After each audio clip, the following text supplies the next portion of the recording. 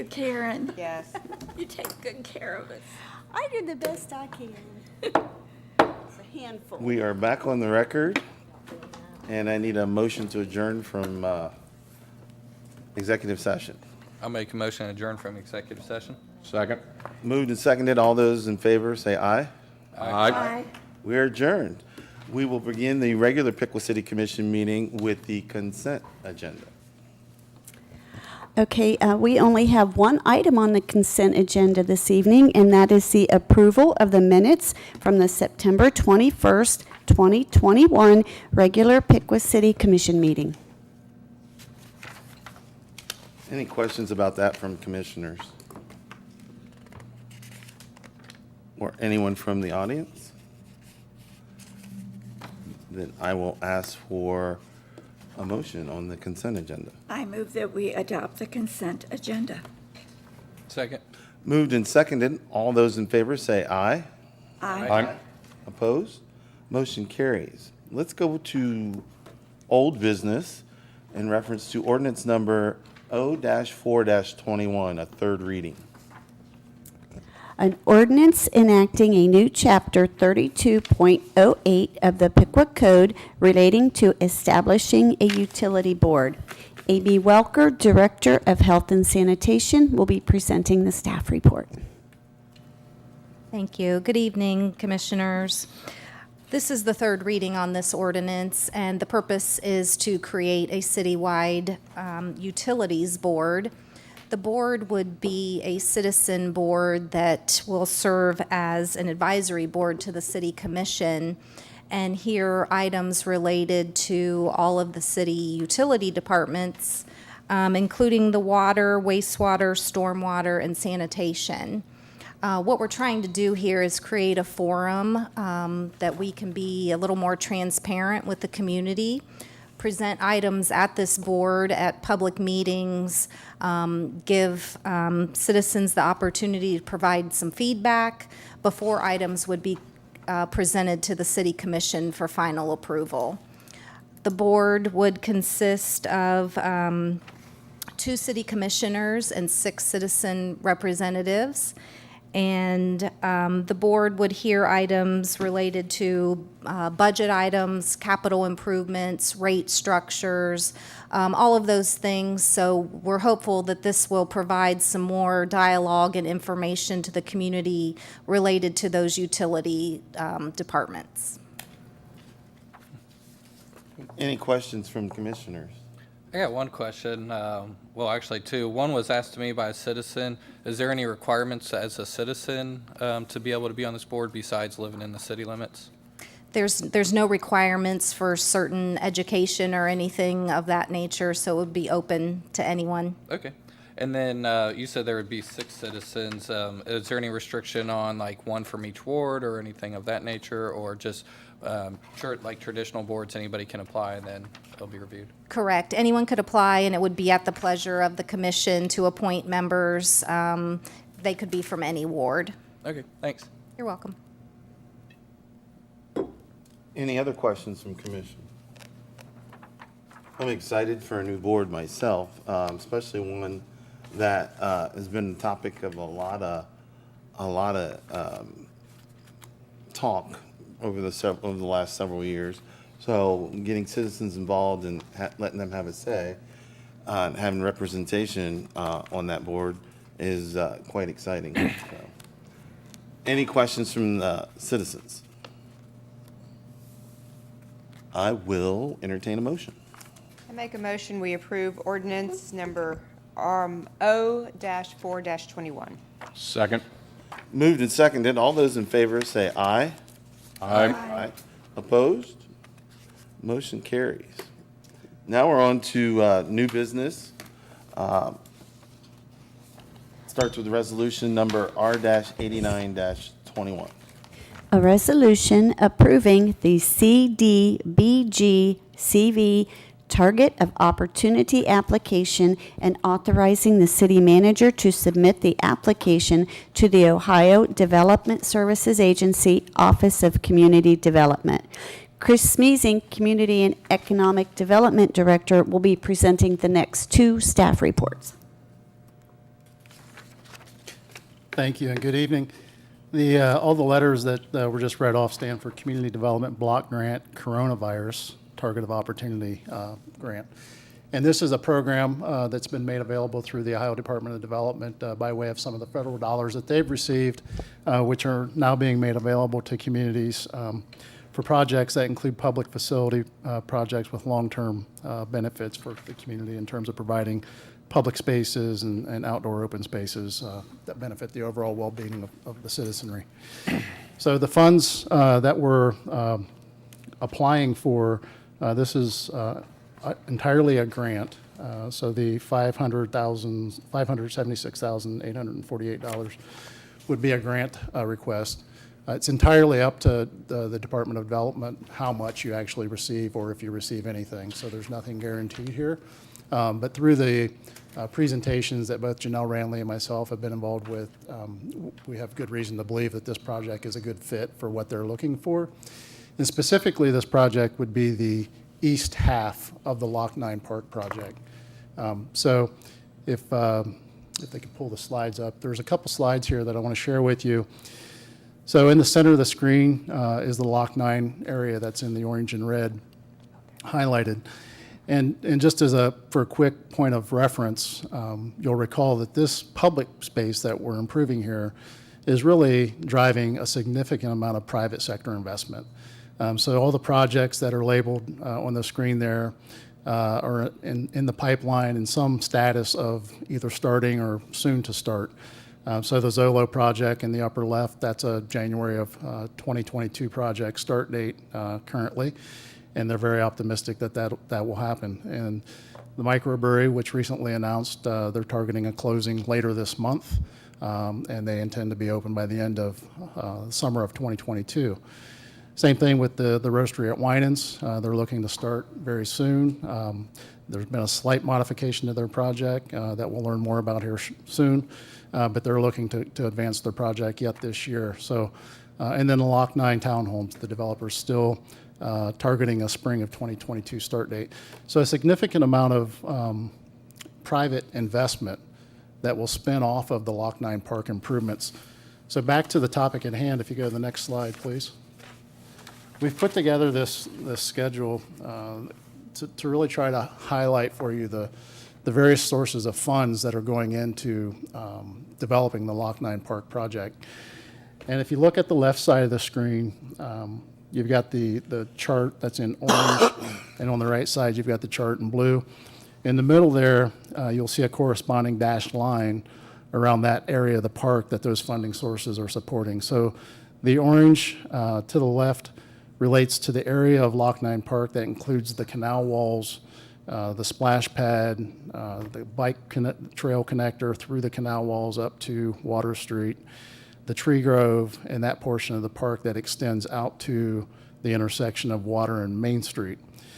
That portion, if you look at the chart, we have $229,000 in the budget this year for the project, a portion of which is a property acquisition, which we'll discuss here momentarily.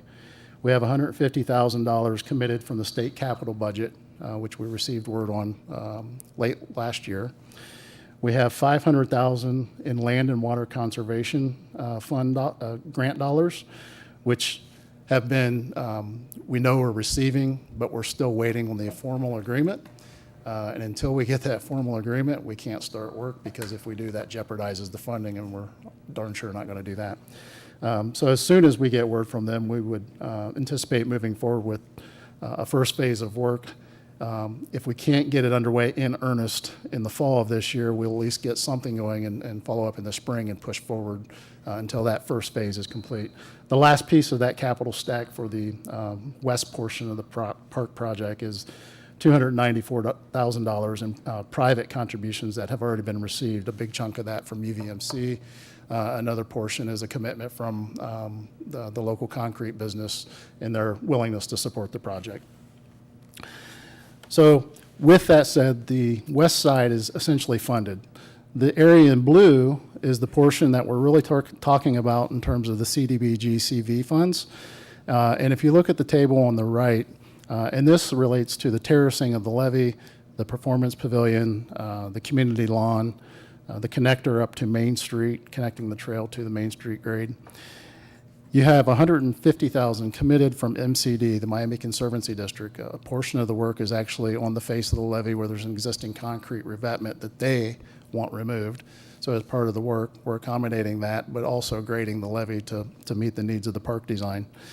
And then there's the $576,000 that we're applying for per this request this evening. And then previously, we applied for $82,000 through the ODNR Recreational Trail Program, and that required a small match, which is $21,000 local funds shown at the bottom of the table there, which leaves us a difference or a gap of $943,455. And the intent is, as the Crooked Handle project gets underway, and there's some exciting things happening over there, that we go out to the community through a fundraising group that's formed, see what kind of support might be there from the private sector. We know from talking with a number of foundations in the region that there's some sincere interest in the project, but they want to see where the other funding sources are coming from first, or now there. So we think following up with those folks that there'll be a pretty positive response. And hopefully that gets us to the total amount needed. If not, then we have to have a conversation about do we take on a debt obligation to finish that last little piece so that we can do the park in its entirety and be complete by the end of 2022. So doing it in two phases is kind of the way we're approaching it. But this $500,000 more or less ask, there's no, we're not committing to anything or obligating ourselves to anything in terms of a local match. And it's one of those deals where we'd kind of be silly not to submit our request and see if we can secure some of the funding that they've made available. With that, I'm happy to answer any questions. Any questions? Yeah, I just have a comment. Those two slides were very informative, and I think, so many times our citizens say, do we need this? They don't understand the economic development of what the work we're doing down there will affect to bring places like Crooked Handle and other things here. So if there's a way we could get those out on social media, and just because they're very informative looking at them, and I think it'd be helpful for our citizens. To echo what she says, she's right. We just got a question today about part of that project, and is it necessary to spend a certain amount of money? And if they could see those slides and that this part that they were asking about is the kickstart to it all, then maybe they'd understand a little more. So let's get that out there. We've heard that comment, and there's been a lot of moving parts, and we've finally started to settle in on something that's becoming a little more defined and clear. So we put this together to support the fundraising committee's discussion, Can but we get it also out then to there? get it out to the general public. There you go. So that they can better understand where we're at and how we're going to get to where we say we're going. And I think also, as you look at those numbers, to know that we have 100% of one of them already, and there's a lot of private donation within there, so people can see kind of the different levels of engagement and the different levels of, we believe in this project. So I think that's important. And we've budgeted for the things that we're asking to do as well. Correct. Ahead of time. So. Correct. And that portion of local monies, I mean, if you look at the outside sources that we're receiving, we're leveraging our little bit of local match, relatively speaking, pretty significantly. Any other questions from commission? Any questions from citizens? I will entertain a motion then. I make a motion, we approve resolution number R-89-21. I'll second. Moved and seconded. All those in favor say aye. Aye. Aye. Opposed? Motion carries. Next is resolution number R-90-21. A resolution approving the purchase of part of in-lot 38.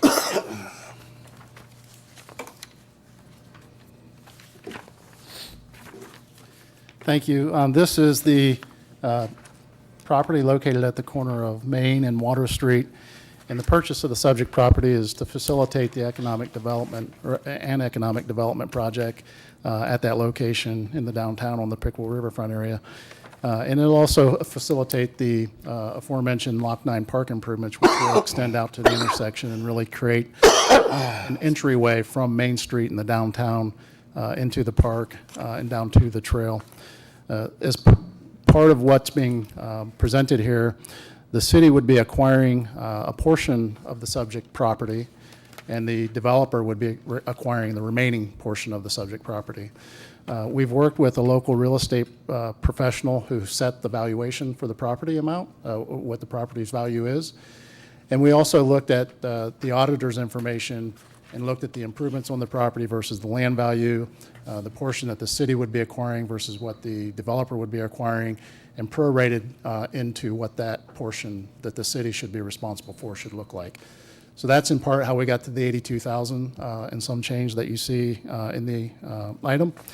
The other thing is if you look at the comps on some of the real estate activity that's been happening in the area, there's a property under contract at Spring and Ash Street. There's a property that's on the market at Main and Water, and the listing price for that, and it's actually under contract as well.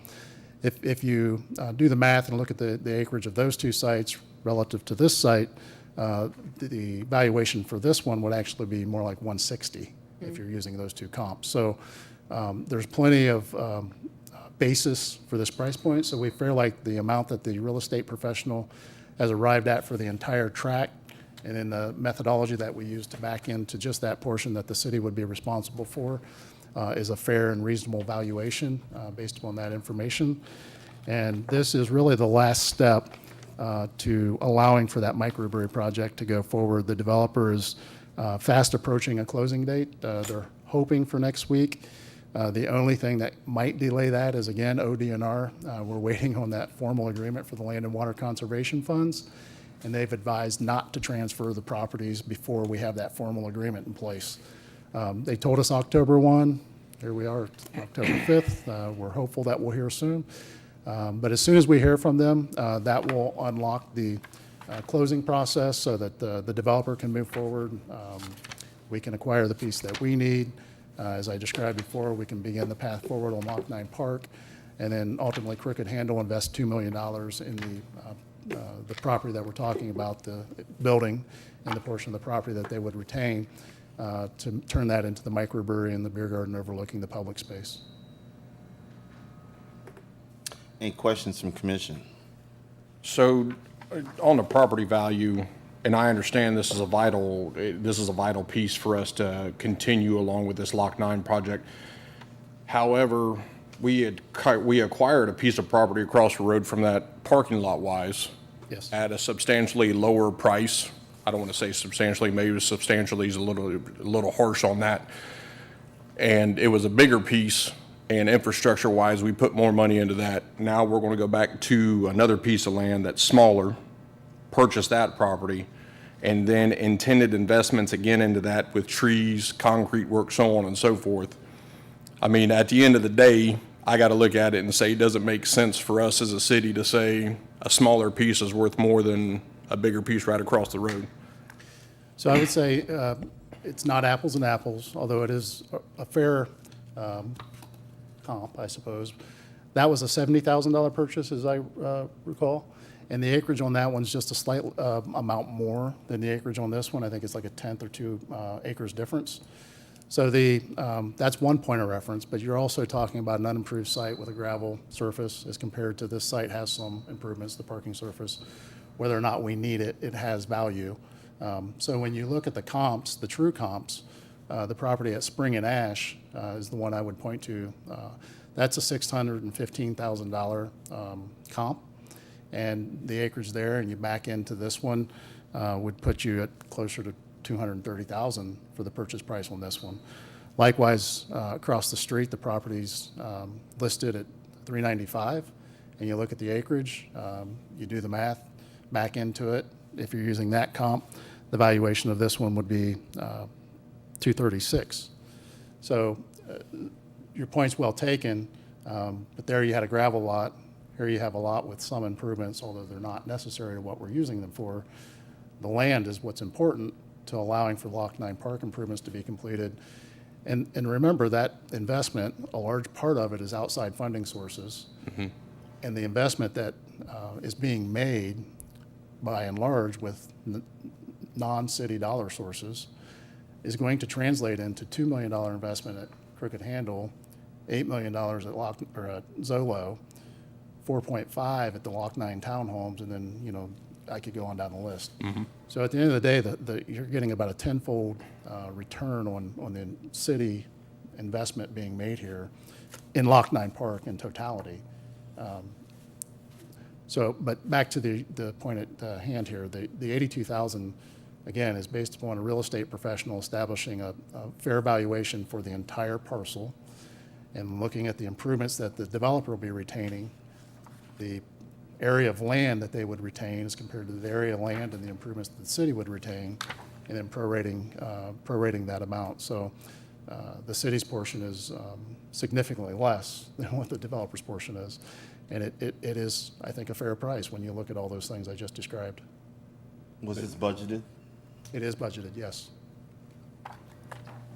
I just have a comment about this because I know that there has been a lot of conversation in our community for many months about Lock 9 and how long it takes to move these things forward. And I've always told people there's so much that's happening behind the scenes that we need to do to get to the point of moving dirt and things like that. And this is a great example of it, knowing how long it took to, especially with the Crooked Handle project, and just to make that transaction happen, and then how long it has taken to get to the point that we are today. So I know me more than anybody I am frustrated it's taken this long, but this is the reality of making sure that we do the due diligence so that when we get to the point of moving dirt, we've taken care of everything and we're good to go to move that process. And again, I want to reiterate the different funding sources that have joined into the vision that we have for Lock 9,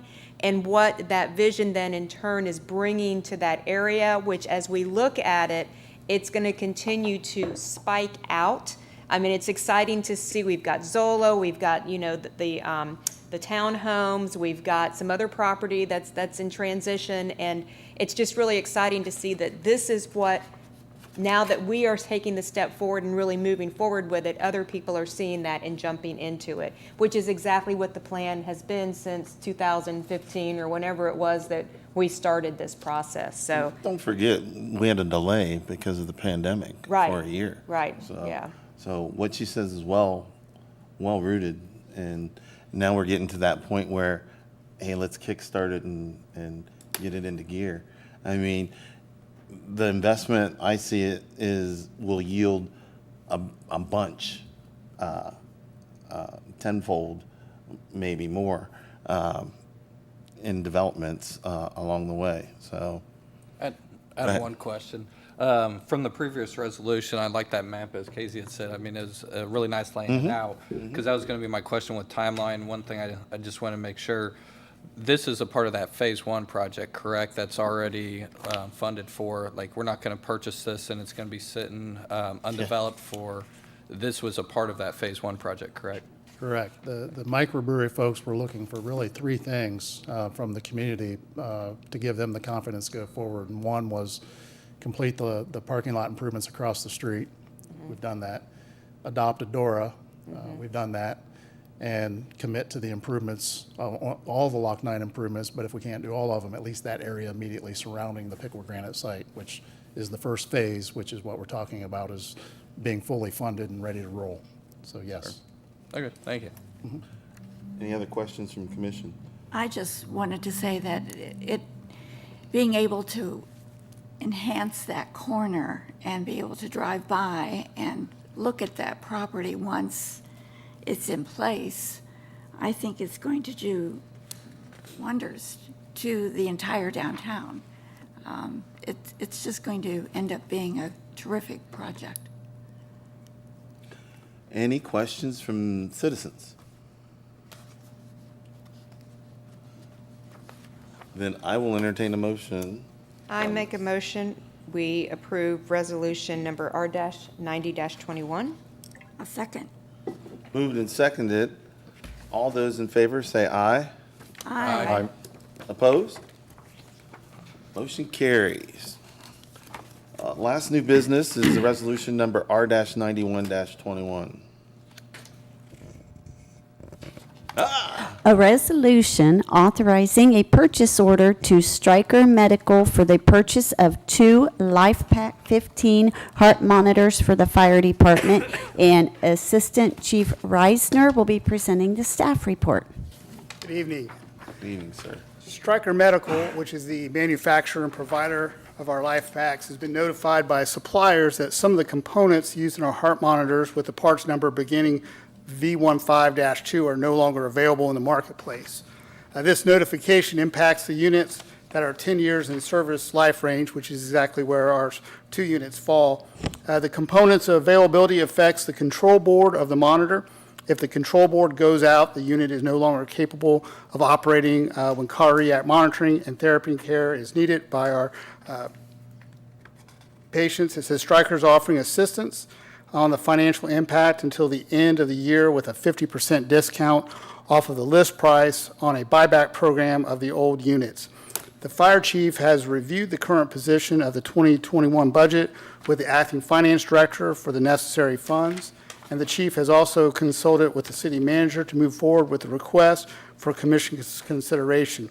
No reappropriations are needed for this. And the fire department recommends the passage of the resolution with the critical importance of mission readiness and cardiac care of our community. Do you have any questions? Commission, any questions? It Negative. wasn't budgeted in this budget. It year, wasn't right? budgeted, it was unforeseen. Yeah, it was unforeseen, understood. Is there any other of these types of units in the area that are undergoing the same situation?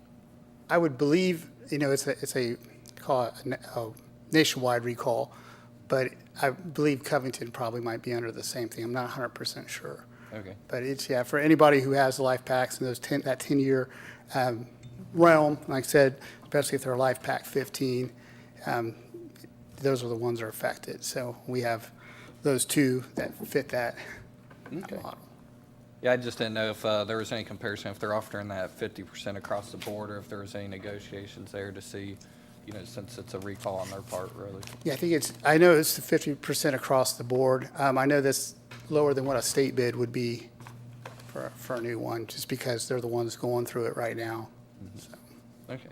Is there any concerns with, if it is a nationwide, that there's going to be limited product available for us, or is there going to be any delay Yeah, how on being able soon? to receive these?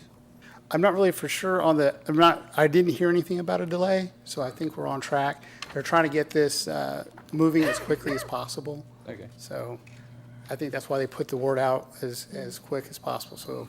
Yeah, I They're can just going- tell you, I know I work in these, and we have these situations, and if you don't act on them quick, you're not getting them. So Right. that's why I was just kind of curious where we're at with That's it. a good point. Any questions, other questions from the commission? Where do you use these? In the ambulances? Yes, yes, ma'am. We use them in the ambulances, so most of the typical time, what you probably, best way to put it over to you, it's like an EKG machine. Right. So we're taking the rhythms, and we're also, if someone goes into a cardiac arrest, we have to use, they're in VFib as a rhythm, we have to shock them. So they're a pretty important part of our care system. Should we look at any other units that might be comparable, or? So with this, all of our units in the stations, all of our medics have the same. So we didn't want to change over because the manual of arms, the buttons and controls are all the same. So we don't want to have a situation where we have a group that comes in, another medic comes over, and then they have to go to that. Now it's a whole new monitor with a whole new system. So we try to stay constant. Okay, thanks. So what's the age on our other units? Are they going to need to be replaced shortly? I believe the other ones are newer. These 2 ones right here are 8 years old. Mm-hmm. And I know it's a 10-year, so I think the other 2 do not fall in that. But I can find out specifics. Yeah, if you could just, if this is going to be an issue that arises another year from now where we fall into the same situation, I'd rather be prepared in the front end than reacting kind of the way that we are right now. Absolutely. I think right now the thing is to try to get these 2 taken care of under this, while they're offering the 50% discount for these. Understood. And then I'm sure if we hit that, then it'll be probably the same deal. Sure. Any questions from citizens? I will entertain a motion then. I'll make a motion to adopt Resolution R-91-21. I'll second. Moved and seconded. All those in favor say aye. Aye. Opposed? Motion carries. Thank you, sir. Thank you. Have a good night. Next is public comment. This is an opportunity for citizens to address the city commission regarding agenda items, issues, or to provide information. Comments are requested to be limited to 5 minutes, and specific questions should be addressed to the city manager's office. Come forward. Good evening. Hi. My name is Jessica Lopez. I am a candidate on the November 2nd ballot for Miami County Municipal Court Judge. And I wanted to take an opportunity to come to your beautiful building and introduce myself to the commission and the other community leaders here this evening. I'm passionate about implementing a veterans court and municipal court, a veterans court docket. I'm currently serving as county recorder. We've had a tremendous amount of success implementing technology to improve efficiency, and I'm hopeful to implement that in the court as well. I live in Tip City with my husband and 2 children. I'm an active Rotarian, Optimist Club member. Am grateful for the opportunity to serve Miami County, and I again just thank you all for your service. It's an opportunity. It's a great opportunity to meet you tonight. I'm honored to have the privilege to address you. Well, thank you for coming. All right. Nice to meet you, ma'am. Well, thank you. And good luck. Thank you. you, sir. Yes. Any other comments?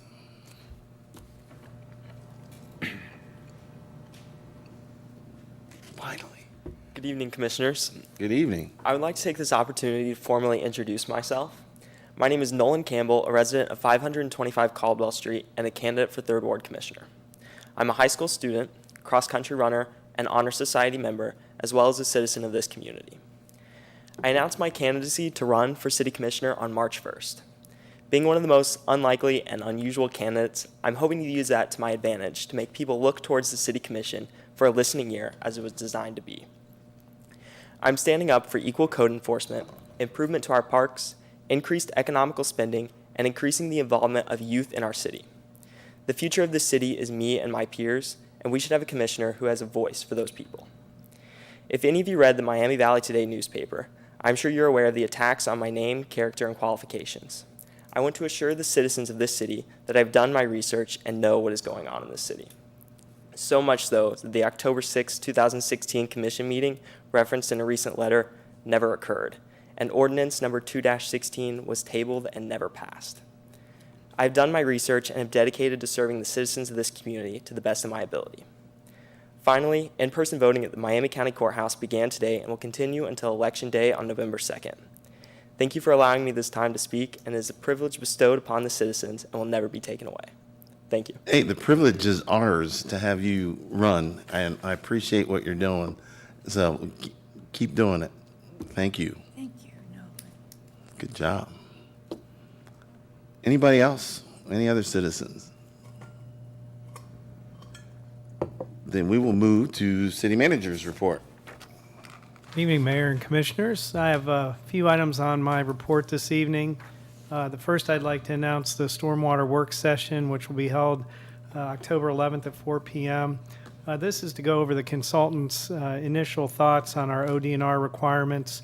It has substantial impact to the city, our city facilities, and so this will be the first opportunity for us to view some of the issues that we have to deal with to be compliant with ODNR. And also, I'd like to invite the citizens, the residents to come out and the park board. There is a potential impact to Fountain Park that could be made. So I encourage anybody that wants answers to what's going on with our stormwater with regard to ODNR to attend that meeting. Excuse me. Second, I just want to address the traffic issues that are currently going on at High and Main Street. And I know there's been some social media posts and some accidents and near misses that have happened there. I just want to remind everybody that we implemented a temporary solution back in April, which was just 6 months ago. It solved the left-hand turn movement out of Market and eliminated a lot of that unless somebody was breaking the law and drove in the crosswalk. It did eliminate that issue. However, there's no way to really engineer your way out of poor judgment or poor driving behavior. And so a lot of this is a result, the way that the road is currently structured, it meets all requirements and then some of what the city has to do to maintain traffic. That being said, if it continues to be an issue, we do have some other alternatives that we can implement, and we're going to look into that as time goes on over the fall. And short of having a capital improvement project that may go through, and it could be another year or two until we have the funds to do that, we may find ourselves in a position to make other modifications or additions to that to eliminate some of the consternation that goes on there. Can I ask you something real quick? Sure. Several citizens have made some pretty decent suggestions that I've been paying attention to. One is added signage at the cross on High Street on either side, so that people know that the through traffic shouldn't have to stop and that they need to stop and watch for that. Because most of the accidents, and I witnessed one on the 28th, it was because people were coming through and not paying attention to the stop sign or not seeing that traffic that goes north and south has the right of way. So is that a possibility? Absolutely. It's called it's a cross traffic sign, and it just shows that there's cross traffic with no stop sign. That can be mounted just below the stop sign.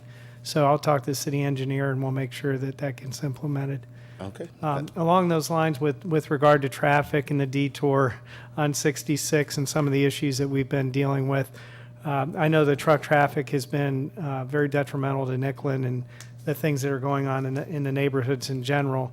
So I'm going to speak to the city engineer about getting some no-through truck signs erected, even though they're not supposed to be in the neighborhoods. It's another enforcement mechanism that can allow our officers to issue citation.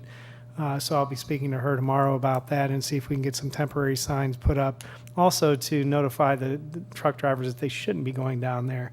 Again, it's poor judgment. It's hard to modify driver behavior, but we can do our best to sign it temporarily to have them follow the proper routes and not go down the side streets. Excuse me. In addition to that, I wanted to let the public know that we're going to have a consulting firm on October 18th through the 20th do an evaluation of Echo Hills Golf Course.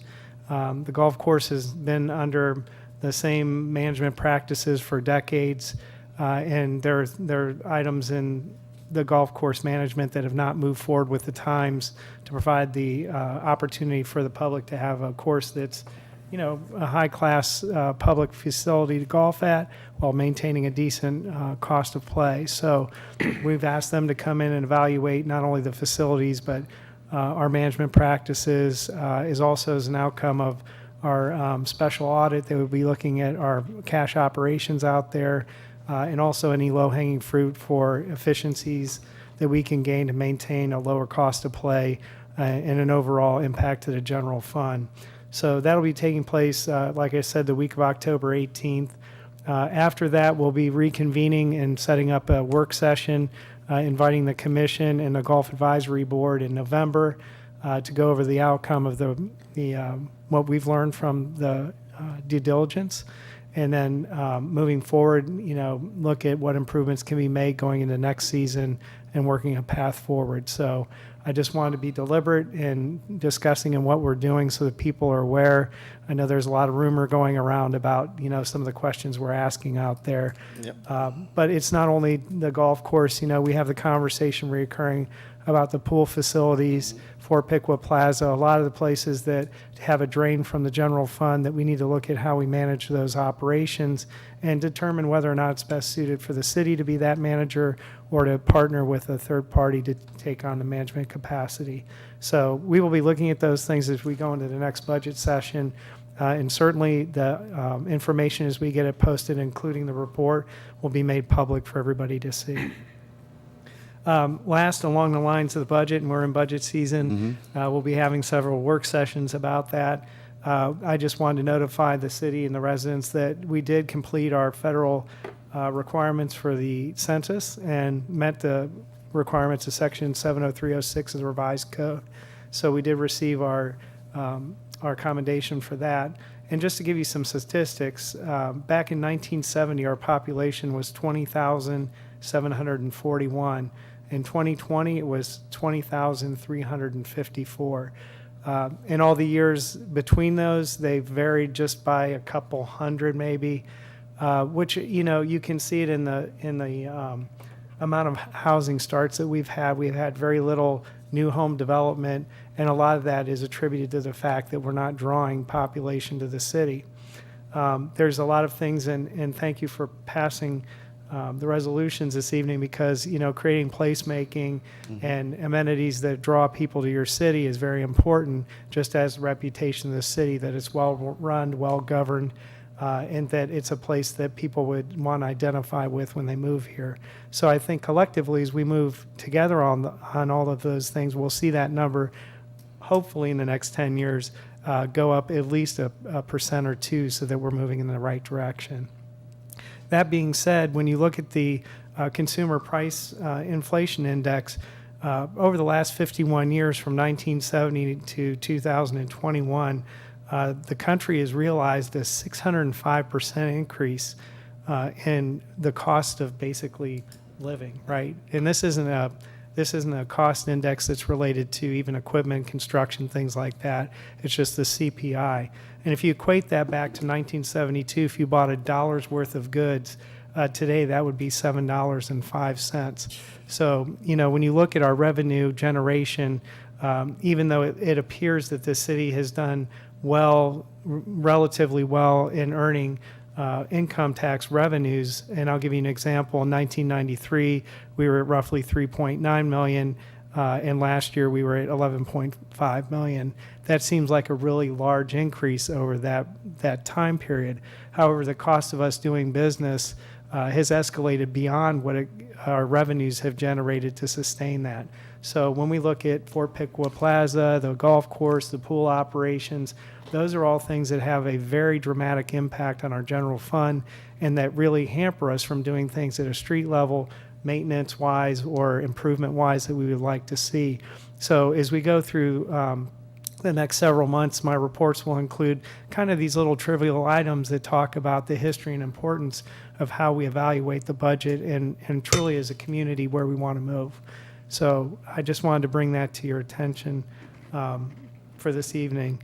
And then I think that will complete my report for this evening. Thank you, sir. Thank you. Very, very informative.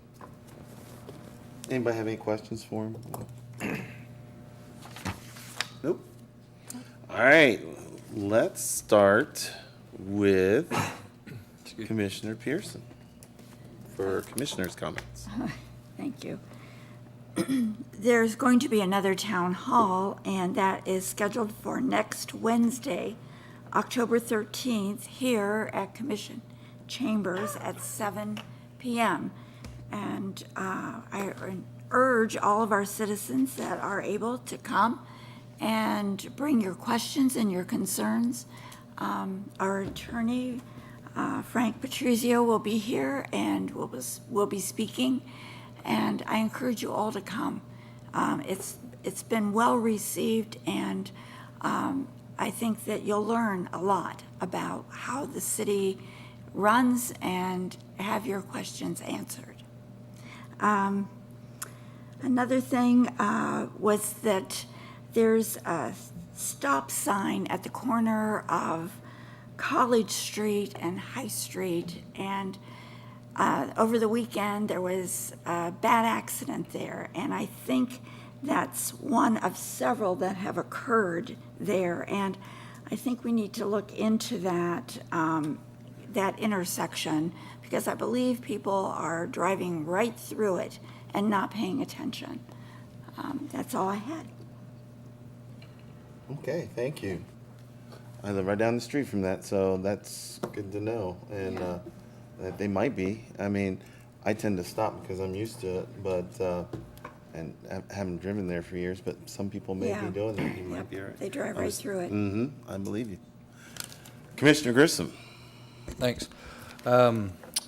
First off, we went live with the door October 1st. So I've been trying to pay attention, see what some of the social media comments are, good, bad, or indifferent. So far, I've seen a lot of good comments. I know one comment I saw was about the cups, not being as professional as we'd like, but that's another supply chain issue. We do have them ordered, so we hope to expect those soon, but we didn't want to halt the process moving forward. So we may do like with what we had. So again, please provide your comments to us. Let us know. We want to hear feedback.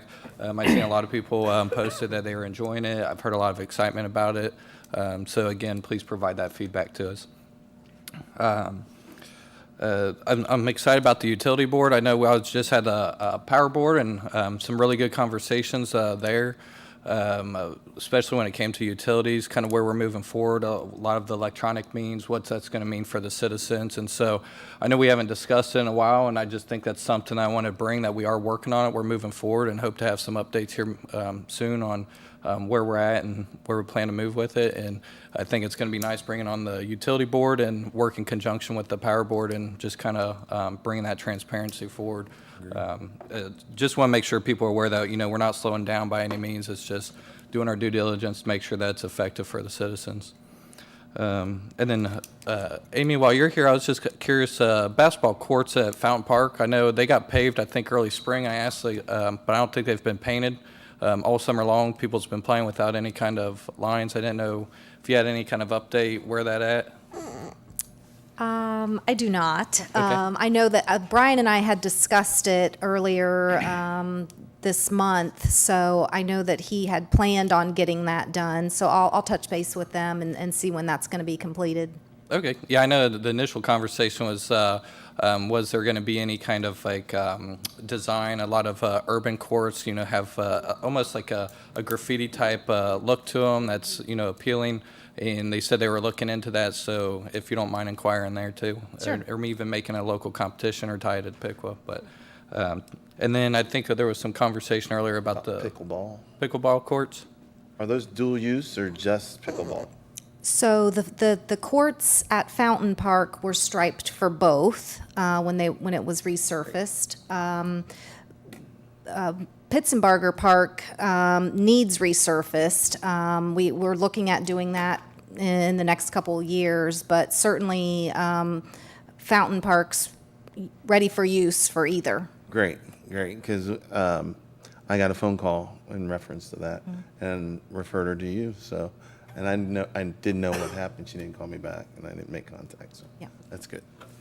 Oh, and then I do want to say thanks for looking into Route 66. I know I drive, that's my way to work every day. Definitely can see the impact on the area and the citizens. I did see the police down there. They had a truck pulled over, helping them go in a different direction. That's a nice way of putting it. Yeah. So I do appreciate their efforts too to help align that. And I mean, it's much needed construction over in that area, but in the meantime, I know it's a huge inconvenience for a lot of people. So I appreciate the citizens doing what they can to make it around there too, and the patience for us. That's all I have. Thank you very much, Commissioner Foat. 2 questions on the utility board. When do we expect the applications to be out and available? And when do we expect the utility board to convene? Do you have any answers on that one by chance yet? We will get the application out maybe yet this week. Since it passed now, there's an application, I think, on the website now just for any board or committee. So they could certainly use that. I'll double check to make sure it's all set up for a utility board. We would anticipate accepting applications for probably 30 days, and then come back to commission for appointments as long as we get enough interest at that time, and that would bring us into November. So I would hope that maybe we could have a meeting, the first meeting yet this year. Great. Sounds awesome. Next question that I have is more related for the city manager. Semis seem to be on the incline again in the downtown region. Question, is there any way that we can adjust parking to tighten that area up to kind of squeeze those semis out? And the reason I ask, because I had to back down Main Street to let a semi come in off of Ash to make a left on the main. And that was a total nightmare. And I don't know if reconfiguring that parking component down there, at least on one side, would tighten that up a little bit, whether we went to like a diagonal parking to maybe stop that.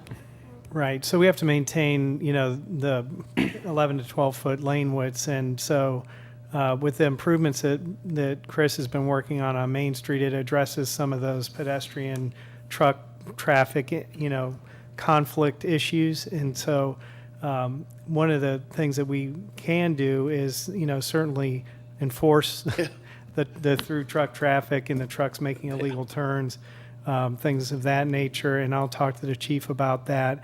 I have noticed an increase again myself, and I think it's because of the detour on 66, and once the truck drivers are 5 minutes behind, they want to pick up 7 minutes.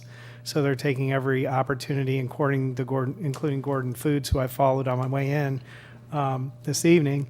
That's just an enforcement issue. From a practical standpoint and a capital improvement, I think a lot of that's going to be addressed in what the final plan looks like in a phased approach at updating Main Street. And there certainly are ways of narrowing things down and making it not appealing for trucks to go down somewhere. If it looks narrow, they tend not to go down that way. Sometimes even a pedestrian refuge will be a place where it looks too tight for the truck to get into that area, and they choose not to, go forward and turn instead. So we'll continue to monitor that, and if residents or the commission hears, more about truck traffic, please feel free, call myself, the chief, we'll get on it and make sure the officers are out there doing their enforcement. And then last but not least, I have to correct a comment that I made from last week that I received from Joe Wilson, the Neighbor Helping Neighbors.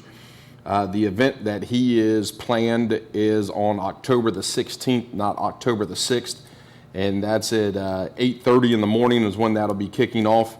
Spoke to him yesterday. They're still looking for maybe 1 to 2 more volunteers to come out and help with that. And just to give everybody a kind of a heads up on what this is, years ago there was a neighborhood association that was set up in all 5 of the wards. And since then, the neighborhood associations have kind of went away. I think there's one that's still maybe somewhat active in the area. But this Neighbor Helping Neighbors is kind of a morph off of that. And they started talking about it this year. This is the first project that they have planned for this year. And they actually did receive a private donation from Coverman, Staley, and Dickerson to help fund this project for this year. So, I want to thank them for their private donation that they had to get this project up and running for Joe Wilson and the Neighbor Helping Neighbors. I'm going to encourage the citizens once again, like I've said up here and said, helping a neighbor out is a big thing. And I would be amiss if I'm going to set up here and say, do it, but not get out and do it. So I'm grateful and thankful that I had the opportunity to get out and do this. I know the mayor is going to be out there as well. I'll be out there. So thank you for volunteering for that as well, and expect more projects to come around. I think this is a citywide sweep that Joe Wilson's looking for here, vice just the wards, to be able to go out to every ward that we have and everybody help everybody. So once again, Mr. Wilson, thank you for your time in getting this set up. If anybody has any questions for that, he did email me some information. The board is actually always looking for volunteers, and they have a few vacancies that they're looking to fill this year. Currently, Russ Fashner is the president of the board. And like I said, if you guys want to reach out to him, get in touch with me, and I will get you in touch with his information. And I look forward to working with you guys in the near future as well. And that is all I have for this evening. Commissioner Hines, then. Yes, I just have a few things. I want to thank Commissioner Pearson for our town halls. It was her kind of brainchild to put those together, and they've been nice, especially the ones we were able to hold outside in front of the library. And I think it's a great way for citizens to be able to come and just ask questions and get some more information about what's going on in the city. So thank you for that. And I'm also glad to hear, Commissioner Grissom, when you said there were issues with the cups, I thought one of the issues were they were too small. But it sounds like we need to just work on the supply issue, so that's great. So Just a couple things within our city. This weekend is homecoming for Piqua High School, and our Piqua High School Indians continue to be undefeated. We are going into the game on Friday night 7-0, and we are playing tip on Friday night. So it's always, homecoming's always a wonderful time because it does bring so many people back. I mean, the whole emphasis of homecoming is bringing people back home. So we do have people coming back to our community. So as you see people about, just make sure you welcome them as they come back here. And may we be 8-0 after the game Friday night. Sorry, Jessica. But anyway, it's just really exciting to see how well our football team is doing this year. And I think that is all I have. So thanks. Thank you very much. And for my report, I want to thank our guest, Jessica Lopez, and thank you, Nolan, for introducing yourself and coming up. I want to say that Commissioner Pearson and I were at St. Paul's Church this past Sunday for their 175th celebration. A beautiful church. Ceremony was wonderful. I got to read the proclamation again. The nicest people, one of the best ceremonies. I'm a member of the Catholic Church, and I felt right at home in their church. So, I mean, it's amazing. I think I can go to most churches and feel pretty good at home. But, man, the singing was wonderful. Had a good time. Layman Catholic had their homecoming this past weekend, and I had two kids that had the opportunity to dress up and go to it, and they had a great time. They are not 8-0 or 7-0, but the struggle continues, and they're fighting on. And I do want to wish Piqua good luck. I know I made one good bet, and we'll continue to bet on Piqua. I will always bet on Piqua. I think they'll get it done this weekend as well. And with that said, I did have a question about charter review. The city manager, or Frank? Where are we at? Actually, Paul and I were just talking about that a few minutes ago, and I would ask that the commissioners all give me names of individuals they would like to serve on the charter review, along with addresses and telephone numbers. You can actually give those to Karen, and she can start getting that together. We'd like to start that sometime in November. Sure. And it would probably take a couple months to get through it all. Okay. And I have to get department heads engaged also, and we will begin the process. Do we know what kind of a commitment we can expect from the people we ask so that we can be Yeah, we open can tell with- them, yeah. At least once a week or once every other week for a period of probably 8 to 10 weeks. Okay. All right. And with that said, I don't have any thing else.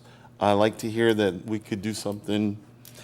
I like hearing that we can do something at Main and High. I know it's a point of contention. Lots of videos are posted. That section seems to be still somewhat of a problem. I know the problems at Market Street and High have receded quite a bit, but if we can address that, and like I said, we tend to get a lot of our good ideas from citizens, and so citizen participation in the process is essential. And if we can act on the things that they suggest, I'd like to do that. So, with that said, I have nothing else, and I will entertain a motion to adjourn. Make a motion to adjourn. Second. Moved and seconded. All those in favor say aye. Aye. Aye. We are adjourned.